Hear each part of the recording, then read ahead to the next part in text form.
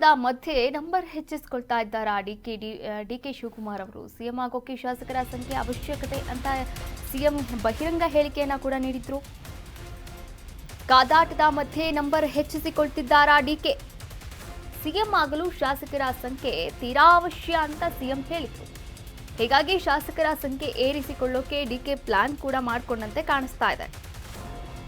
ಶಾಸಕರ ಬಲ ಹೆಚ್ಚಿಸಿಕೊಂಡು ಸಿದ್ದುಗೆ DK checkmate ಇಡ್ತಾರಾ? ವರಿಷ್ಠರ ಮುಂದೆಯೂ ಕೂಡ ನಂಬರ್ ತೋರಿಸಲು ಡಿಕೆ ಪ್ಲಾನ್ ಮಾಡಿಕೊಂಡಿದ್ದಂಗೆ ಕಾಣಿಸ್ತಾ ಇದೆ. ಕುತೂಹಲ ಘಟ್ಟದಲ್ಲಿದೆ ನವೆಂಬರ್ ಕ್ರಾಂತಿಯ ಕಿಚ್ಚು.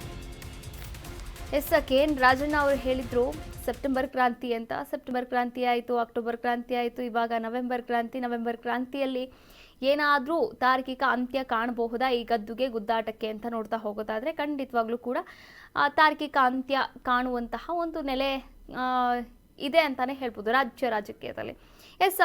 ಈ ವಿಚಾರವಾಗಿ ಈಗಾಗಲೇ ಸಿಎಂ ಸಿದ್ದರಾಮಯ್ಯನವರು ಸುಮಾರು ದಿನಗಳ ಹಿಂದೆ ಒಂದು ಹೇಳಿಕೆಯನ್ನು ನೀಡಿದ್ರು. ಏನು ಹೇಳಿಕೆ ನೋಡಿ, DCM DK ಶಿವಕುಮಾರ್ ಅವರು ಮುಂದಿನ 2.5 ವರ್ಷಗಳ ಕಾಲ ಸಿಎಂ ಆಗ್ತಾರಂತೆ. ಸಿಎಂ ಆಗೋಕೆ ಈಗಾಗಲೇ ವರಿಷ್ಠರು ಕೂಡ ಒಪ್ಪಿದ್ದಾರಂತೆ. ಪವರ್ ಶೇರಿಂಗ್ ಮಾತುಕತೆ ಆಗಿದೆಯಂತೆ ಎನ್ನುವಂತಹ ಪ್ರಶ್ನೆಯನ್ನ ಮಾಧ್ಯಮದವರು ಕೇಳಿದಾಗ ಅವಾಗ ಸಿಎಂ ಸಿದ್ದರಾಮಯ್ಯನವರು ಹೇಳ್ತಾರೆ, ಬಹಿರಂಗವಾಗಿ ಹೇಳಿಕೆಯನ್ನ ನೀಡಿರುವುದು. ಸಿಎಂ ಆಗೋಕೆ ಶಾಸಕರ ಸಂಖ್ಯೆ ಇರಬೇಕಲ್ವಾ? ಶಾಸಕರ ಸಂಖ್ಯೆ ಇದೆಯಾ?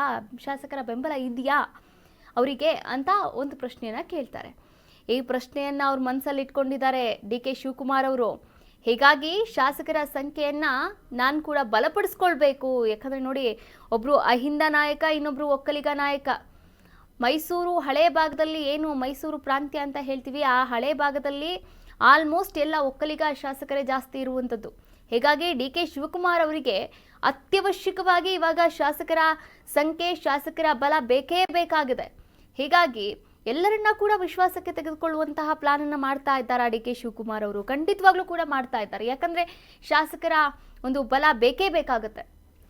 ಇತ್ತೀಚೆಗೆ ದೆಹಲಿಗೆ ಚಲುವರಾಯಸ್ವಾಮಿ ಅವರು ಕೂಡ ಹೋಗ್ತಾರೆ. ಅವರು ಕೂಡ ಹೇಳಿರುವಂಥದ್ದು ಒಟ್ಟಾರೆಯಾಗಿ ಎಲ್ಲರೂ ಕೂಡ ಬೆಂಬಲವನ್ನು ವ್ಯಕ್ತಪಡಿಸ್ತಾ ಇದ್ದಾರೆ. ಈಗಾಗಲೇ ಸಿಎಂ ಸಿದ್ದರಾಮಯ್ಯನವರು 5 ವರ್ಷಗಳ ಪೂರ್ಣಾವಧಿಯಲ್ಲಿ ಸಿಎಂ ಆಗಿದ್ದೂ ಆಯಿತು, ಮತ್ತೆ ಈಗ 2.5 ವರ್ಷ ಕಂಪ್ಲೀಟ್ ಮಾಡಿದ್ದೂ ಆಯಿತು.